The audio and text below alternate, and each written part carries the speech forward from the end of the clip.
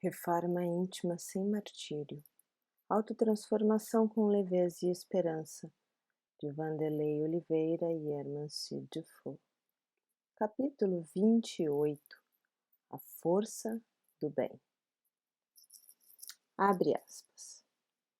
Toda ideia nova forçosamente encontra oposição e nenhuma há que se implante sem lutas.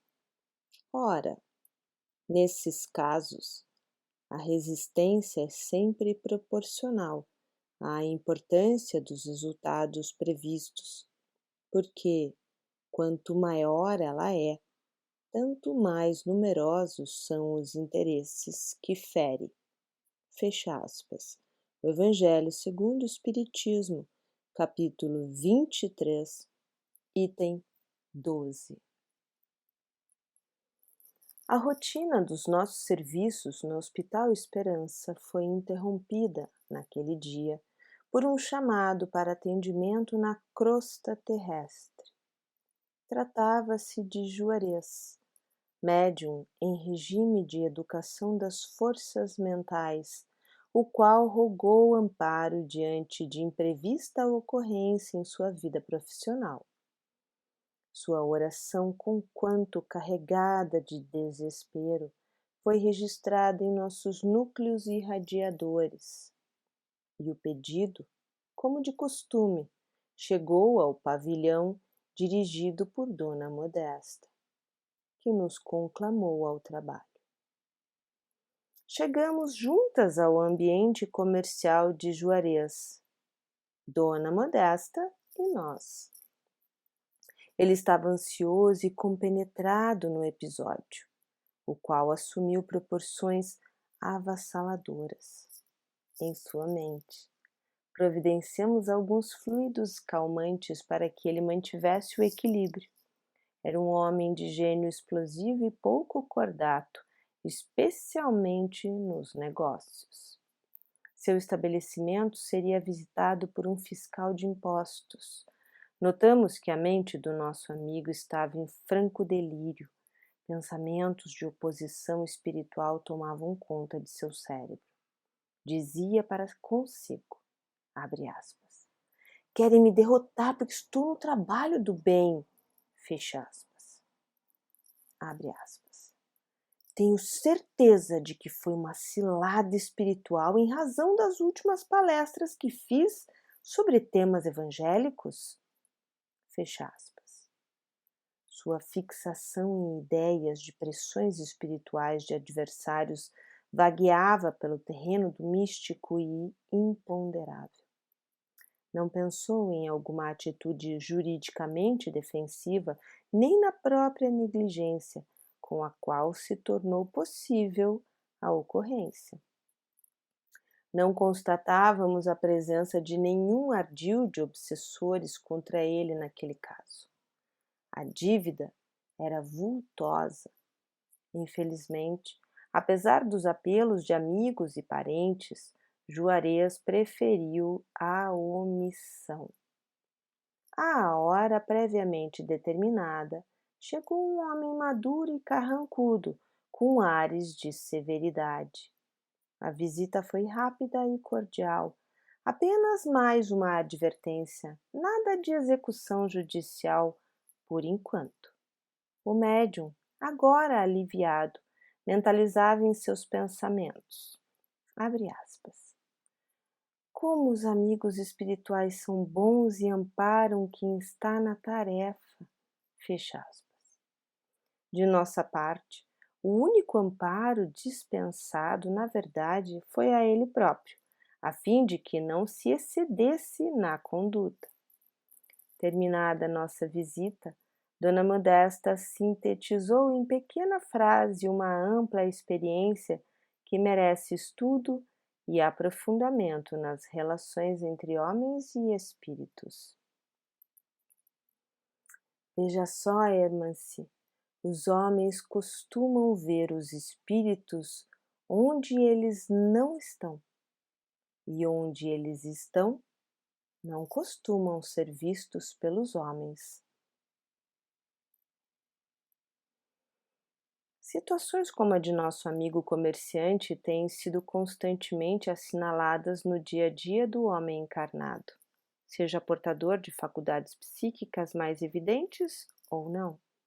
O ser humano é essencialmente místico, mas principalmente entre os cultores da fé espírita, essa tendência tem sido acentuadamente empregada na construção da realidade individual, atingindo algumas vezes as raias da insensatez. O exagero nesse tema tem ensejado devaneios com consequências morais nocivas para a vida de muitos homens na Terra. Menor esforço e responsabilidade em razão de fantasias provenientes do pensamento mágico têm criado campo para a fuga e a ilusão. Explorações psíquicas têm ocorrido em torno do tema. Visitamos certa vez um médium de cura em cidade localizada no polígono magnético do Planalto Central e constatamos um nível acentuado e sutil de desequilíbrio que ilustra nossa tese. Nosso amigo já não vivia mais a realidade do plano físico. Uma quase esquizofrenia cindia-lhe o pensamento. Não ouvia mais os amigos de convivência, julgava estar sob uma influência exclusiva dos espíritos, em todos os fatos que o cercavam. Nos êxitos, rendia homenagens aos benfeitores como forma inteligente de engrandecer sua suposta humildade. No entanto, encharcava-se na vaidade pessoal de ter sido ele o intermediário do sucesso. Nos fracassos, imputava a irrevogável responsabilidade às trevas e sua sanha perseguidora, abdicando de incursionar no campo da autoanálise e verificar sua parcela pessoal nos acontecimentos infelicitadores. Inclusive, uma questão merece urgente avaliação. Convencionou-se entre alguns adeptos espíritas mensurar o valor espiritual de uma tarefa pela posição trevosa, conforme denominação usual no plano físico, que lhe é imposta.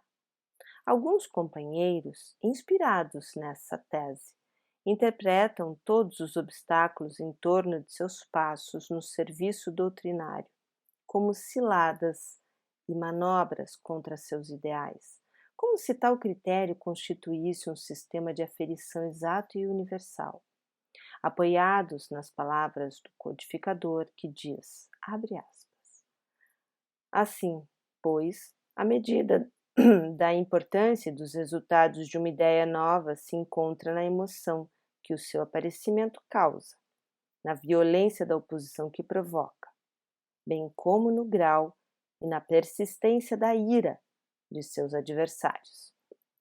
Fecha aspas. Citação de O Evangelho segundo o Espiritismo, capítulo 23, item 12. Com esse excesso interpretativo, caminham para a escassez de discernimento, perdendo de vista o exame que deveriam proceder em suas próprias atitudes ou decisões na tarefa que, constantemente, são as únicas e verdadeiras brechas com as quais os opositores do ideal laboram, inquestionavelmente. E a literatura espírita é farta de informes a esse respeito. Não estamos fazendo um convite ao deboche sobre a maneira de atuação dos inimigos desencarnados da causa do amor. Ingenuidade nessa questão será mais uma porta aberta para o acesso dos maus espíritos, mencionando o lúcido Allan Kardec. Citação de O Livro dos Médiuns, capítulo 20, item 228.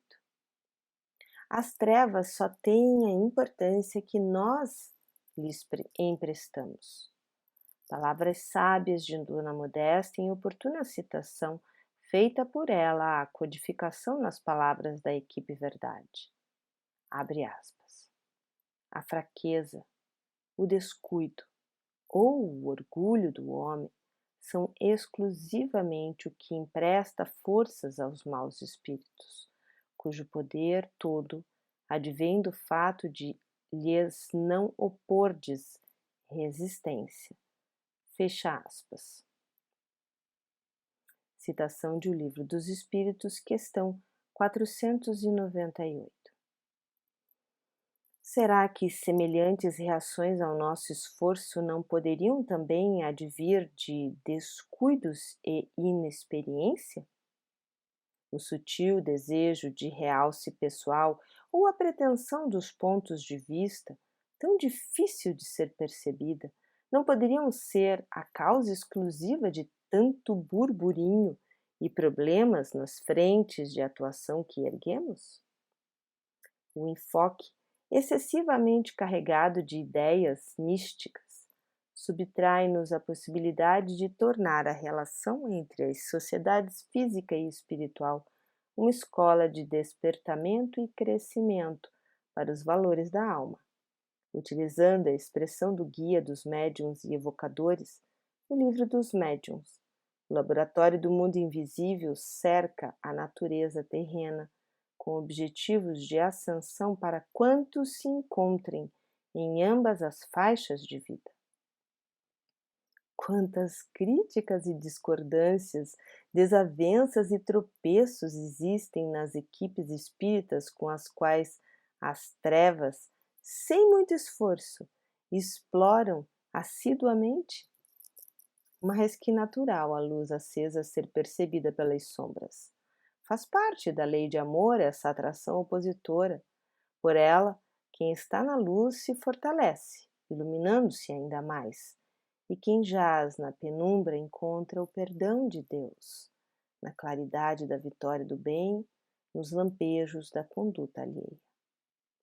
As convicções pessoais intransigentes e a imprudência são as armas mais poderosas daqueles que se posicionam contra o nosso esforço autoeducativo, porque formam o campo mental propício para a sintonia e a perturbação que decorrem do personalismo e da invigilância.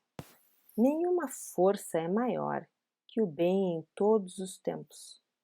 Firmemos nossa crença nesse brasão mental e roguemos o acréscimo da misericórdia, uma vez que sabemos da nossa fragilidade. Com essa fórmula, ninguém sucumbirá sob o peso das vigorosas forças contrárias que existem para nos dilatar o poder da cooperação individual na obra do Todo-Poderoso Criador do Universo.